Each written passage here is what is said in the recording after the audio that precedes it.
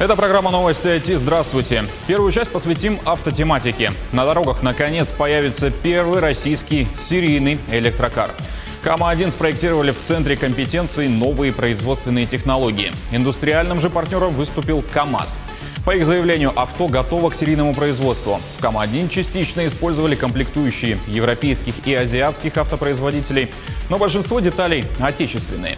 Компактный городской смарт-кроссовер эконом-класса способен проезжать более 250 километров без подзарядки, выдерживать мороз до минус 50 градусов. Предусмотрены 4 места для пассажиров и багажный отсек. По скоростным характеристикам он не уступает бензиновому. До 60 километров в час разгоняется за 3 секунды. Максимальная же скорость составляет 150 километров. Зарядка на 70-80% займет около 20 минут. КАМА-1 в базовой комплектации будет стоить 1 миллион рублей. При целевом объеме продаж порядка 20 тысяч машин в год. За дополнительные 100-200 тысяч рублей покупатель получит машину, укомплектованную интеллектуальной системой помощи водителю. Всего 3 месяца потребовалось инженерному стартапу из города Свиндон в Англии, чтобы спроектировать и изготовить на трехмерном принтере электромобиль. Машина получилась легкой, экологически чистой, да и стоит недорого, а вариации могут быть самые разные. Проект «Хамелеон», разработанный компанией Scaled Limited из Свиндона в Англии, позволит каждому построить автомобиль, отвечающий его индивидуальным потребностям. Самодвижущаяся коляска с электрическим приводом напечатана на трехмерном принтере. Она способна развивать скорость до 72 км в час и весит 150 килограммов.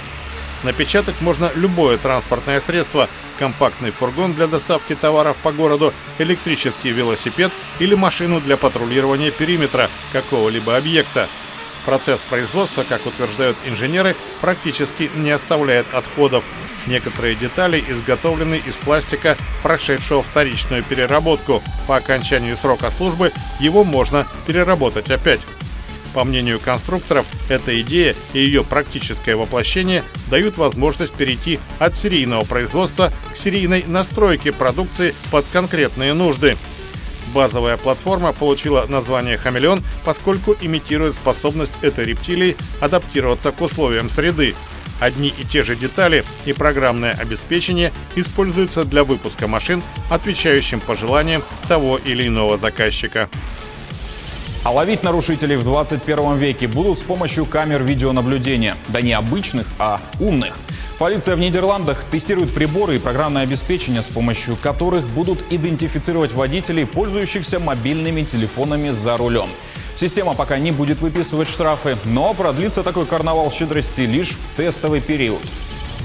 Система видеофиксации нарушений правила, запрещающего пользование мобильным телефоном за рулем, проходит испытания на дорогах в Нидерландах. В Москве аналогичная технология начала внедряться, и там уже выписан первый штраф за непристегнутый ремень безопасности. Наказание за телефон, надо полагать, тоже не за горами. Замеченный камерой гаджет в руках водителя в Нидерландах пока не станет поводом для санкций, но только на период тестирования. Вообще же это причина трети всех аварий, говорит транспортный прокурор Ахиллес Домен. Камера не засекает лицо водителя. Она видит только рулевое колесо, руки, мобильное устройство, ну и, конечно же, номерной знак. Это те данные, которые мы используем. Штраф отсылаем владельцу автомобиля. Систему разработала австралийская компания OneTask, которую возглавляет Алекс Маккреди. Камера снимает каждый проезжающий автомобиль. Компьютер анализирует изображения и отбирает те, на которых у водителя в руках телефон. Остальные немедленно стираются. Снимки, на которых водитель занят телефоном, поступают в полицию, а в Нидерландах сразу в прокуратуру. Окончательную проверку проводит вручную уполномоченный сотрудник, который и может выставить штраф. Поскольку камеры работают в инфракрасном диапазоне, водитель не видит вспышку. Правда, заметить аппаратуру позволяют ее габариты, больше обычных. Размер штрафа за пользование мобильным телефоном во время управления автомобилем составляет в Нидерландах 240 евро. По текущему курсу это более 21 тысячи рублей.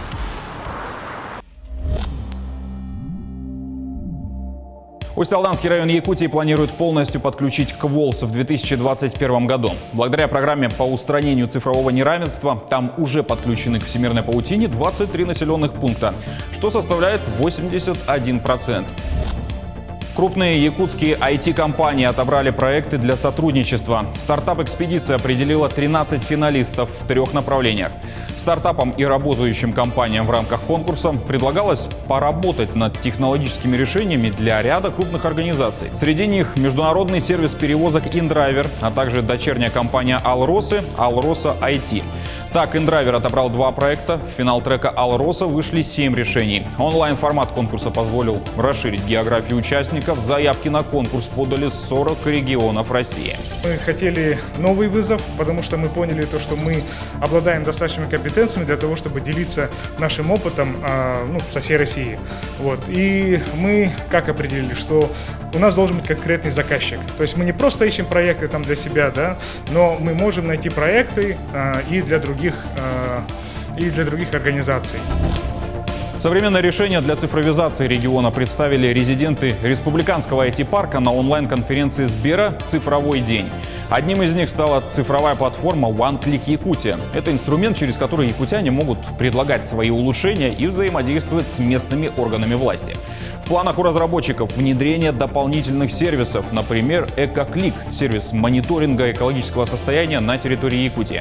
Также рассказали о платформе Plenty-Go для реабилитации детей с ДЦП и платформе Smart для взаимодействия различных систем и устройств городской и региональной инфраструктуры.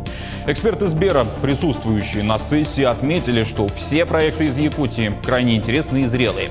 Палитра разработок широкая, а их актуальность не ограничивается региональными запросами. 2 киберспортивные дисциплины войдут в программу игр народов Якутии, которые пройдут в Усть-Алданском районе в 2022 году. Что это будут за дисциплины, пока не уточняется. Dota 2, Fortnite, CSGO, PUBG, World of Tanks, наверное, что-то из этого. На данный момент разрабатывают регламент соревнований. Отмечается, что для популяризации организуются кружки по киберспорту. Так, например, в марте 2020-го в Барагонцах провели турнир с участием 120 человек, без возрастных ограничений. Также недавно в селе открыли IT-центр на базе Центра дополнительного образования детей. Новый IT-центр открылся и в городе Покровске Хангаласского района. Это уже 7-й по счету центр в регионе, который за пределами столицы. Теперь у айтишников района появилось место для генерации идей, создания своих продуктов. Подробности узнала Виолетта Засимова. Новый IT-центр расположился на 2-м этаже Центра культуры Саргыты-Гульгете. На открытии присутствовал министр инноваций, цифрового развития и инфокоммуникационных технологий республики Анатолий Семенов. Под стать теме мероприятия символическую красную ленточку для перерезания внесли 2 квадрокоптера.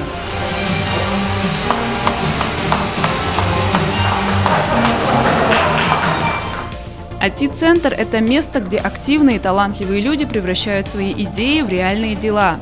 Здесь предоставляют рабочее место и современную техническую инфраструктуру. Сопровождают проекты на всех этапах развития, от идеи до внедрения. Могут оказать консультационную и финансовую поддержку. Резидентов может быть сколько угодно. Они могут подходить к нам, и мы как-то будем консолидироваться и делать IT-продукты. А то, что рабочих мест, вы, как видите, здесь 9. Мебель и оборудование для IT-центра закупили на средства гранта, выделенного Министерством инноваций, цифрового развития и инфокоммуникационных технологий. Мы видим, чтобы именно в Хангаласском районе создавались новые рабочие места именно в IT-отрасли. Вот это задача IT-центра. Мы будем помогать ему, наш IT-парк головной, то есть мы будем запускать здесь образовательные программы для взрослых, различные обучения стартапов, проводить хакатоны.